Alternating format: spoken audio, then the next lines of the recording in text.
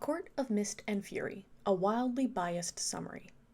Feyre is a 20-year-old girl who sacrificed way too much for a fairy boy who was wholly not worth it. She lost her life saving her boo, and in so doing saved all of fairyland, and as a thank you, was reincarnated as a high fae herself. It's been 3 months since that happened, and Feyre is not handling it well. She has the ultimate trauma triple combo of 1. Being trapped and tortured to the brink of insanity, 2. Having the blood of innocent lives on her hands, and 3. Literally hearing her own neck snap and fully remembers the experience of death. She is having PTSD so bad that she is vomiting every single night from the horror of her nightmares. And her boyfriend Tamlin, the reason for her suffering and the ultimate prize she earned for all her sacrifices. Surely he is there to comfort her in her time of need. Nope, absolutely not. He does less than jack shit. Tomato also never learned how to handle trauma properly, so they talk about nothing, fuck their feelings out, and then he just coddles her, throwing presents at the problem, believing everything will be fine if they ignore it hard enough. Anyways, Feyre and Tambourine are en route to marriage, because of course, what else are you going to do with the woman who gave up her mortal soul to be with you? But the High Lord won't let her do anything, which makes Feyre bored and grumpy. It's especially frustrating since she'll be High Lady at his side, but I'm gonna stop you right there. There's a sexism afoot. Apparently inherent in Fae culture, women are lesser, weaker, etc., and there is no such thing as a High Lady, only courtesans or regular ladies. Gross. The closest thing Feyre has to a healthy relationship is Lucien, who is also not handling the trauma well, but he's at least enough of a mediator between Feyre and Toilet to be like, hey, I know it sucks right now, and he's lying to you about a lot of things. What? And he's making me lie to you about a lot of things. What? But he means well, just give him time. And so she compartmentalizes her feelings in a nice and healthy way and goes on to the wedding. She's walking down the aisle and is sent to a full-on panic attack. Not only because she's walking towards a forever with a terrible, terrible man, but also because of all the culminated trauma of death and despair that she has processed none of. She is so far gone that she starts mentally begging and praying to the universe, please help me, somebody, anybody, please save me. Then, in the most spectacular wedding objection, black smoke fills the room in darkness sprinkled with starlight, and strolling out of the mist is none other than tall, dark, and handsome. Hello, Feyre. Darling. Ah! When I tell you the scream, I scrampita. I was kicking my little feetsies. Ooh, I love it. This that good shit. This that good shit. So Rhysand, High Lord of the Night Court, crashes the wedding, and Tea Kettle's like, what you doing here? And Rhysand is like, well, remember that life-saving deal I made with Feyre under the mountain? Time to pay up. I'll take her to my court for 1 week every month. But, you can't break a fairy deal bond. Solid point. Feyre, we'll see you in a week. What? Toodaloo. You didn't even try. So Feyre is whisked away to the Night Court, which she expects to be filled with horrors like Amarantha's court, but she finds herself high up on a beautiful mountainside villa, and is all like, so the Night Court isn't a series of caverns and dungeons filled with evil fairies performing vile deeds and trickery and thriving off of chaos? No, that's fully real. That's called my Court of Nightmares, but there's about 20,000 feet of granite between us and it, and I have no interest in closing that gap right now. So she gets a tour of the not evil part of the Night Court, so Feyre gets the inkling of maybe he's not entirely evil?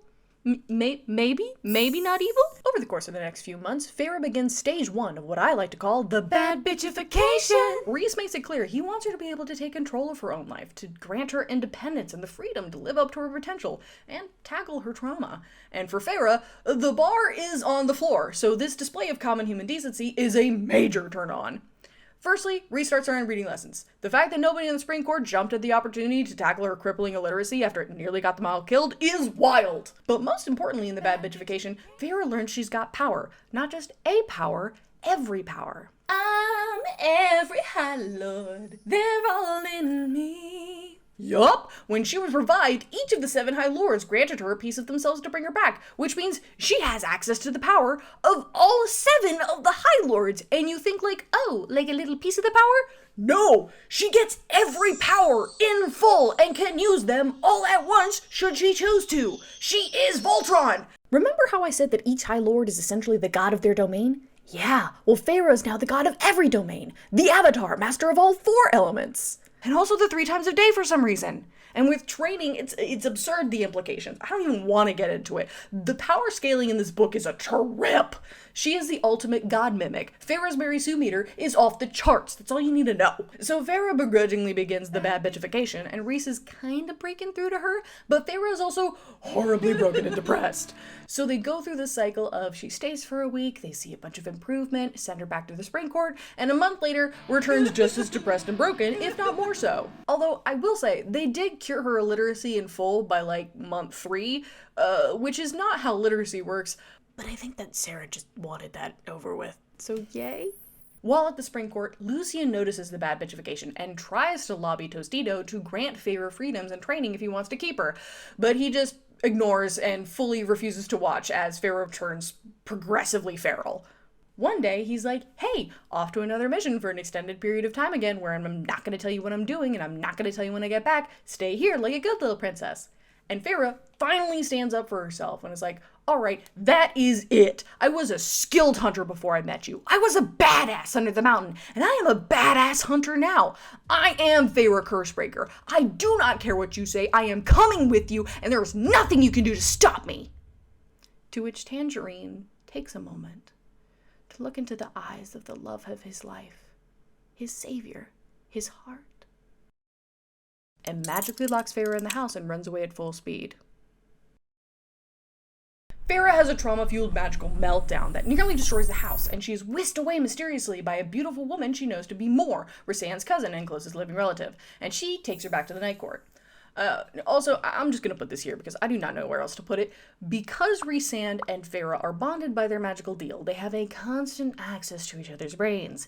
And that's how Rhysand knew to send Mor over there at the time. He would have gone himself, but then it would have been an international incident because Teletubby obviously hates his ass. We find out later that they both killed each other's entire families in a really stupid and sad way. It sucks. Rhysand does teach Farrah how to operate a mind shield so that she has some privacy in her thoughts, but clearly if danger strikes one, the other's going to know about it instantaneously. And I need you to know this because it is talked about constantly for the rest of the book. Every 15 minutes, Farrah mentions something about her mind shield, or whatever Rhysand is doing in their collective brain space in every waking moment. So Farrah recovers at the Night Court, and Rhysand is like, hey, listen, that was really fucked up of Tramp Stamp to do. You are free to do as you please. Stay here, go back, join the circus, say the word, and it's done. But I want you to know that should you choose to stay, I would welcome you to join my court and work with me to fight the impending threats against Fairyland. But be warned, it would require you to hold on to secrets that are so insanely important to keep that if you were to ever betray me, I would have to actually melt your brain. And Farrah's like, let me think about it. Yes, please God, immediately, yes. I am so bored and my ex is insane. Please, take me anywhere. And so Farrah is brought to the city of Alaris, a utopia hidden for 5,000 years, untouched by the war, the blight, taxes, everything bad in the world. It is the most beautiful place on the planet, filled with art, culture, technological advancement, peace among all the different fae types, because apparently there's also fairy racism in Prithian. We find out that the Night Court has a long tradition of keeping up the visage of being evil little backwaters buttholes to the rest of Fairyland, all in order to protect this treasured place, because, it's a metaphor for Rhysand because he's the big bad guy to the world, but he's secretly a really nice guy, but only to the people he trusts most. It is here that Farrah meets the people that are going to heal her through the next stage of her bad bitchification. Say hello to Rhysand's inner circle, the Court of Dreams, also known as Bad Bitches with Trauma. First up, we have Lady Mor, cousin to the Prince of Darkness Rhysand and certified baddie. Azriel, traumatized bastard spy master, and is a rare something called a shadow singer, which makes him extra snaky. Cassian, general to Rhysand's armies. He's a hot-headed bastard who lives by the motto, gonna fuck around and find out. And last but not least, we have the illustrious Amren, and we don't entirely know what's up with Amren, and we don't want to know what's up with Amren. It is heavily implied that she is an incomprehensibly ancient interdimensional vampire god with a studio apartment and should not be fucked with. Through the power of friendship and healthy coping mechanisms, they have all healed from their tragic backstories and have become stronger because of it. And with their powers combined, they are able to help Farrah stop feeling like a pitiful self-hating piece of shit who has been mistreated literally her whole life. All the while going on adventures to save the world. Why does the world need to be saved? I'm not glad you asked. Time for the lore. So there are two known zones of fairyland. Prythian, which is the area we know that's run by the Seven High Lords, and Hybern, which is somewhere else, and is run by a king. The king and Amarantha were big players in the war with humans a couple hundred years ago, and as we all know, Amarantha has had the Seven High Lords of Prythian trapped for the past 50 years. Now that Amarantha is dead and Prythian is back in action, the king is like, well, I'm bored. I want to go have another war with the humans again. And you're probably not asking, how's he got the power and the balls to do this? Well, it turns out he has a thing called the Cauldron, which is apparently the source of all things. It is existence and non-existence, chaos and order, darkness and light, the start and end of all life, the ultimate MacGuffin to end all MacGuffins. Why does he have it? I don't care! So we gotta stop the king. But none of the other High Lords are in on the skippy, and if they are, they're fucking cowards. Also, nobody wants to work with the Night Court because they're all bad eggs, so it's up to the Court of Dreams alone to save the world. How are we gonna save the world, you didn't ask? Well, in order to destroy / nullify / control the Cauldron MacGuffin, we need to collect the Magic Book MacGuffin, which is separated into two MacGuffins, one half hidden in the Summer Court, the other half hidden with the 6 queens of the human realm. Why are there 6? And why does the shitty human realm get feminism? Anyways, the team needs to collect MacGuffin 1 and MacGuffin 2 in order to destroy MacGuffin 3. Get it? Got it? Good. The Court of Dreams teaches Feyre how to fight with a sword, how to fight with magic, and how to fight her inner demons. And actually, genuinely, they create a really great support system here, filled with kindness, healthy communication, establishment and respected boundaries, and they develop a beautiful safe space for Feyre to heal and grow. I really love each and every one of these bastards. Through this found family, Feyre unlocks the full potential of her Mary Sue god powers. I'm every High Lord, they're all in me. She also slowly but surely falls in love with Rhysand, which there is a big reveal later, but I do not care to build that up proper. They're fated mates. There's something in Fae culture that has to do with soulmates, like your one perfect partner in the universe, and to be mated is like the strongest bond ever. It is why they've been so drawn to each other. And it's super rare to find your mate. Oh my god, so rare. Wink, wink. Feyre has to find out through a third party known as the Suriel, the lore drop fairy, because Rhysand didn't want to put that pressure on her. And honestly, I think that was a good idea, because Rhysand is hundreds of years old and knew ambiguously of Feyre's existence since she was born 20 years ago, which was halfway through his tortured existence as Amarantha's bitch. So literally, what he explains is the whole idea of Feyre existing was enough to keep him fighting all the way up until she died, where he was like, oh shit, I think she was my mate and she's dead, and then proceeds to manipulate the minds of every single High Lord all at once, convincing them to bring her back as if it was their idea. Even though he knew she'd end up leaving with Tinkerbell. So sad. But yeah, that is way too much pressure to drop on somebody, so thank you, convenient plot device fairy. Anyways, guess what? You're never gonna guess. Oh my god. In the end, they get mated, which is like magic marriage. But because Rhysand is the only feminist, he gets officiated that Feyre is the High Lady of the Night Court, the first ever High Lady ever in history.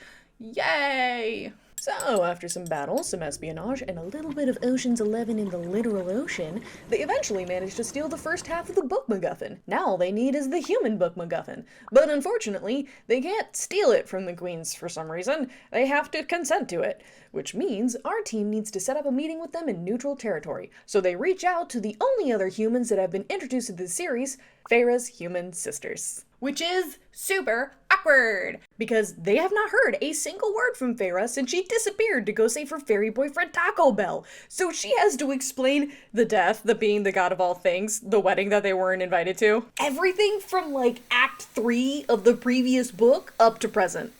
And where's this fairy boyfriend, love of your life, soulmate that you sacrificed your life and sold your humanity for? Oh, we broke up. Oh my god, Feyre, are you what kidding the me? fuck? You We thought can't you just were dead. die I mean, you for the were, first guy but we who's haven't heard nice to anything you. from you No for dick months, is and that you good. can What the run fuck now? were you You thinking? couldn't Going grant through us all the that courtesy of running a bullshit single for a universe? man? Okay. For a man? So Nesta and Elaine are doing all right. Dad's away on business, Nesta's running the house, and Elaine is engaged to a local lord who wants to kill all Fae. Which is also kind of awkward. As soon as they sit down to eat, Cassian immediately calls Nesta out for being a terrible older sister who didn't do shit while Feyre busted her ass trying to keep their family alive when they were poor and starving. He did not waste a Single second to defend his homie. The two of them duke it out in front of everybody. The squad eventually calms them down, but Nesta and him bicker a lot during their stay, both on and off screen. And for some reason, Cassian cannot keep his eyes off of Nesta.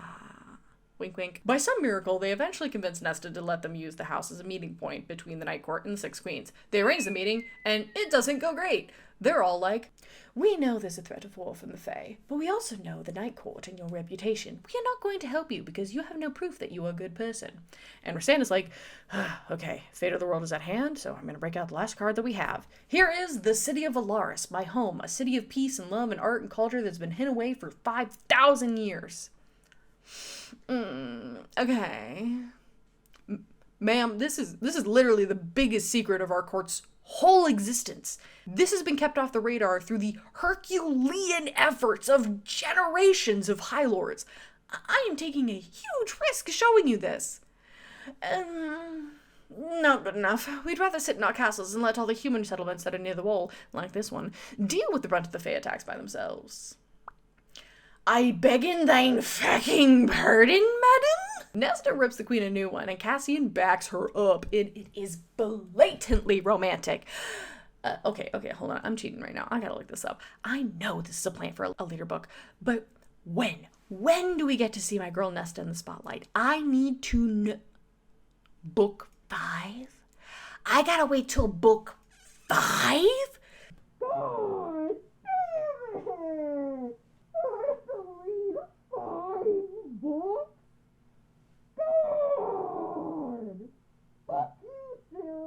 Anyways, the queens give the middle finger and dip, but in their wake, they find the book oven they need under one of the queen's seats with a note saying, "Hey, don't trust the other queens. Good luck." They go home to Valaris and they're like, "Well, that went well. Haha, JK, breach!" Valaris is fucking breached for the first time in 5,000 years, ambushed by King Hybern's army.